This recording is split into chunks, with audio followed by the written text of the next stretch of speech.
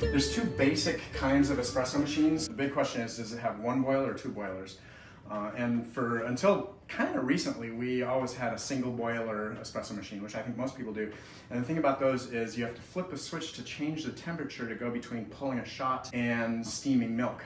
And then say you have to wait for the temperature to change. And in a double boiler, you don't have to, because there's two boilers, one at the temperature for pulling a shot and one at the temperature for steaming milk. So a bunch of people would come over for brunch or something, and I would be flipping the switch and waiting for the temperature to change, and then doing the next latte, and then flipping the switch, waiting for the temperature to change.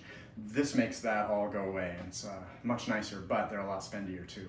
Coffee beans. So there's no such thing as espresso beans. They're all just coffee beans, but a lot of roasters will create an espresso blend, and it's something that they put together of certain kinds of roasts and beans that they think makes a good espresso. So, you know, it's all up to taste. You can use whatever beans taste best to you.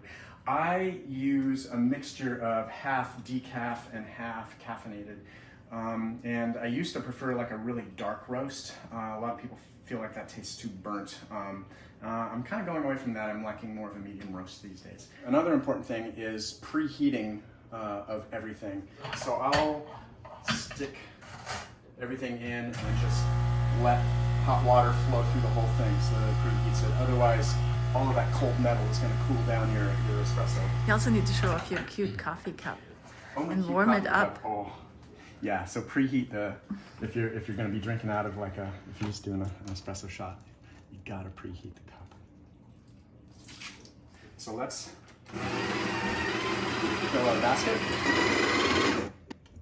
That's a little bit too much, so I'm gonna turn down the number of seconds here. And then tamping. So you should tamp it, they say like 30 pounds of pressure, but it really doesn't matter that much. The important thing is that you're consistent from one shot to the next. The thing about pulling an espresso shot is it should take 25 to 30 seconds. And you adjust that by the coarseness or fineness of the coffee grind. The more coarse it is, the faster your shot will pull. And if it's too fast, it doesn't extract enough of the coffee into the water. And if it's too slow, it ends up being bitter.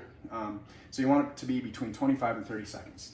Now, you could set a timer to see that you're between 25 and 30 seconds, but Stars and Stripes Forever is 120 beats per minute. So, so every 2 beats is 1 second. 1,000, 2,000, So when I'm pulling a shot, I've got Stars and Stripes Forever going on in my head, and I can't help it. All right, here we go. All right, so that was 23 seconds. So that was a little bit too fast, so I need to make the grind a little bit finer. So we were at 15, I'm gonna go down to somewhere in between 13 and 14. And then next time, it should be a little closer, and if it's not, I'll adjust a little bit more. I'm constantly adjusting. You're always like with a new batch of beans, it totally changes where the grind setting needs to be. Prost. Prost.